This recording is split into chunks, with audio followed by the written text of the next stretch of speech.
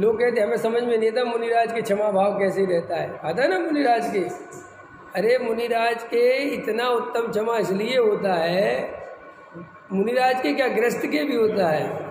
गाली सुन मन खेद न यानो, उनको ओगुन कहे अयानो, वस्तु छीने बांध मार बहुविधि करे, घर ते निकारे तन विदारे, बैर जोना तहाँ धरे।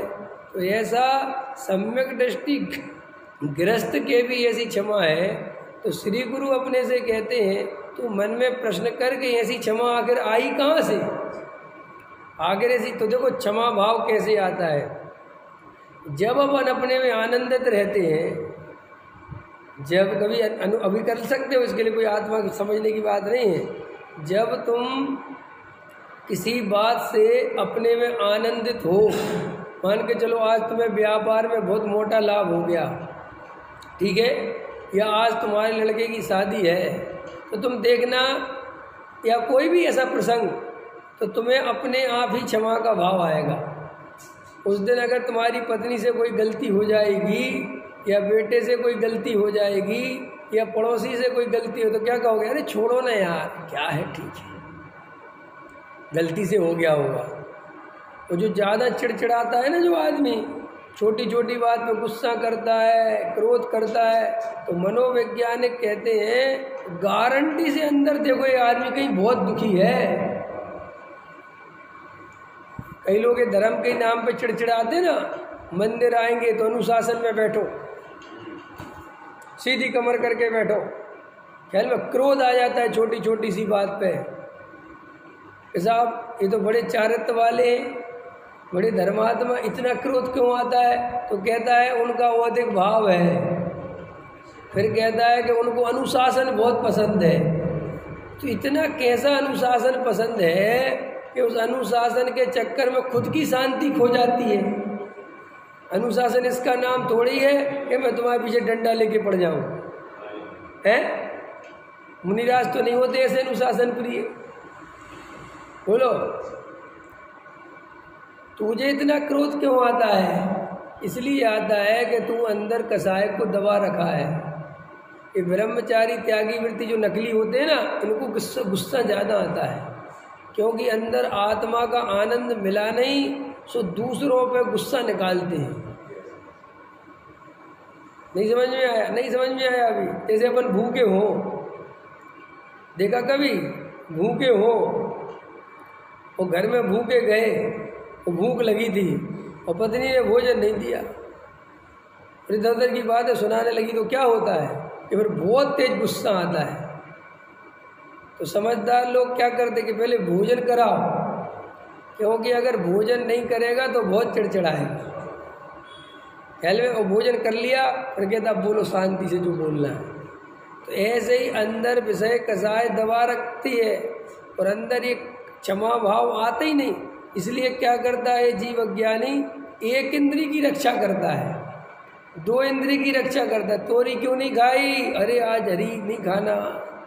बहुत जीव होते हैं, उन पे तो करुणा दिखाता है, और साक्षात जो संगी पंचेंद्रीय जीव हैं, मनुष्य हैं, उनसे क्रोध करता है, उनसे अहंकार का पोषण करता है। सो तूने जब इतने छोटे जीवों पर करुणा करी, तो इतने बड़े जीवों पर करुणा क्यों नहीं करी? पहले बताया था मैंने, चींटी पे करुणा करना सरल है, अपने सगे भाई पे, पड़ोसी पे, बहन पे, भाई पे, इन पे करुणा करना बहुत मुश्किल है, क्योंकि उनसे तो इसका अहंकार टकराता है। टकराता है कि नहीं टकराता है? जैसे अपन मान चलो मंदिर में ही समझ लो, कोई बेचारा गरीब आदमी हो, मंदिर का कोई ट्रस्टी नहीं, कोई अधिकारी नहीं, उसकी थोड़ी आर्थिक स्थिति भी कमज़ोर है, तो उसको तो करुणा के भाव से देखता है। अरे यार ये बेचारा है, नहीं लगता है ना वो बेचारा, और इसकी बराबरी का हो, मंदिर का ट्रस्टी हो और इससे कंपटीशन चलता हो, तो उसको मंदिर में जैसे ही वो प्रवेश करे और इसने प्रवेश कर रखा हो पहले से, आ गया दुष्ट। ख्याल में आए कि नहीं? अरे हम जानते कि देखो उस पर करुणा नहीं आ रही, उस पर दुष्टता के भाव क्यों आए? क्योंकि उसके प्रति कंपटीशन है, ये मेरा कॉम्पिटिटर है, इसको तो पकड़ के मारो, तो ये असली धर्मात्मा का लक्षण नहीं है, ये तो कसाय होने के लक्षण है। ये दया, मजदूर, गरीब, दीन दुखी जीवों पर करुणा नहीं है। तुम्हें असली अगर आत्मा से प्रेम होता तो नेताओं पे भी करुणा आती। नहीं समझ में आया? तुम्हारे घर परिवार पे तुम्हारे भाई है ना, और वे स्वाध्याय आदि में नहीं आते तो तुम्हें करुणा आती कि देखो मेरा सगा भाई है, सहोदर, लेकिन बेचारे को स्वाध्याय की खबर नहीं, लेकिन उस पर करुणा नहीं आती, उस पर क्रोध आता है। पकड़ में आया? तो देखो सम्यक दृष्टि के उत्तम क्षमा कैसे बरतती है, मैंने आपको उदाहरण देके समझा दिया। आ गया उदाहरण समझ में? आ गया कि जब आप किसी के आश्रय आनंदित होते हैं तो आपको जगत पे क्रोध नहीं आता। क्रोध तभी आता है जब जीव दुखी होता है। ये पक्की बात बता रहा हूँ। लोग कहते हैं कि मुनिराज को किसी पे क्रोध आता ही नहीं। अरे मुनिराज इतने आनंद में रहते हैं। अपन ही देखो ना, कभी कभी कोई प्रेमी मिल जाते ना, प्रेमी है, आज उसकी प्रेमिका उसे मिलने वाली है तो वो इतना आनंद में रहता है, रास्ते में कोई गाली भी देना तो कहता दे लो यार आज तुम्हारी सही। समझ में आया? कोई उसको कोई छेड़े कहता कोई बात नहीं, आज मैं अपनी प्रेमिका से मिलने वाला हूँ। तो मुनिराज तो रोज अपनी आत्मा से मिलते हैं, और एक बार नहीं, दिन में 1000 दफे मिलते हैं। तो उनको तो इतना आनंद बरसता है कि कोई मुनिराज को पत्थर मारे तो उनको स्वयं में भी क्षमा के भावा दे, तो कोई बात नहीं, तुझे खबर नहीं है तू किसको पत्थर मार रहा है।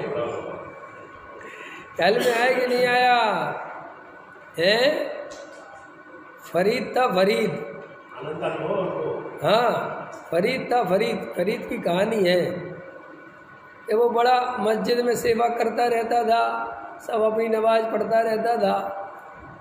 तो एक दिन उसका गुरु भी था, तो वो गुरु के पास भी जाता था। तो गुरु ने उसको जो भी समझाया, समझ लो सम्यक सन्मुख, कि तुम स्वयं भगवान हो, तू किस अल्लाह की जो है नमाज पढ़ता है, उनका दीदार के लिए तरसता है, तू स्वयं भगवान है। तो उसने कहते हैं कि ध्यान लगाया और अनुभव में पाया कि अरे मैं तो स्वयं ही भगवान हूँ। तो उसने घोषणा कर दी अनहलक, अनहलक माने मैं स्वयं अल्लाह हूँ। तो ऐसा घोषणा करते ही, और ऐसे गली चौराहे पर उसको घोषणा करी उसने, और सबको बताया कहाँ लगे हो, क्यों जाता गिरनार, क्यों जाता काशी, क्यों जाता घट घट में है तेरे अंतर का। तो लोगों ने पकड़ के भैया उसे मारना चालू कर दिया और उसको जेल में डाल दिया। तो उसके गुरु को पता चला कि फरीद के साथ ऐसा हो गया, तो गुरु ने खबर भेजी फरीद के लिए कि जाके उससे कहो कि जो तू कह रहा है ये ही परम सत्य है, लेकिन तू जगत के सामने हल्ला मत बजा। ये जगत के अज्ञानियों को बर्दाश्त नहीं है कि मैं स्वयं भगवान हूँ। ख्याल में? ये तो बिल्कुल बर्दाश्त नहीं होगा। तो इसलिए शांत हो जाना, वरना मार डालेंगे। तो फरीद ने कहा गुरुजी से कि जवाब देना कि अब आपने जो बात बताई है उसमें इतना आनंद आता है मुझे कि वो जवान पे आए बिना रहती नहीं। इसलिए अब ठीक है, मारेंगे तो मारेंगे। तो बीच चौराहे पे खड़ा किया और उसको पत्थर में, पहले उसको नमस्कार करते थे वही लोग जब तक वो सेवा पानी में लगा रहता था, और उसको पत्थर मारे, तो मारो इसको। तो वो हंसे। तो लोग कहे क्यों हंसते हो? तो उसने कहा कि जब तक मुझे सच्चा भगवान पता नहीं था, मैं झूठे भगवान की पूजा करता था, तब तक तुम लोग मेरी पूजा करते थे, और आज मुझे असली भगवान पता चल गया और मैं तुम लोगों को वो असली भगवान बता रहा हूँ, तो मुझे पापी कह रहे हो। है नहीं आश्चर्य? तो कोई बात नहीं, पत्थर में। तो एक उसके बीच में कोई आदमी था, उसने फरीद को फूल मारा। क्या मारा? फूल। उसने फूल उठाया, सूंघा और कहा चलो कोई तो है इसमें जो समझ रहा है कि मैं क्या कह रहा हूँ। वो कहते वो मर गया वहाँ, पत्थर मारता रहा, लेकिन उसके चेहरे पर कोई तकलीफ नहीं आई। तो जिसे अपने स्वरूप की ऐसी मस्ती चढ़ती है, उसे जगत से कोई द्वेष का भाव नहीं रह जाता।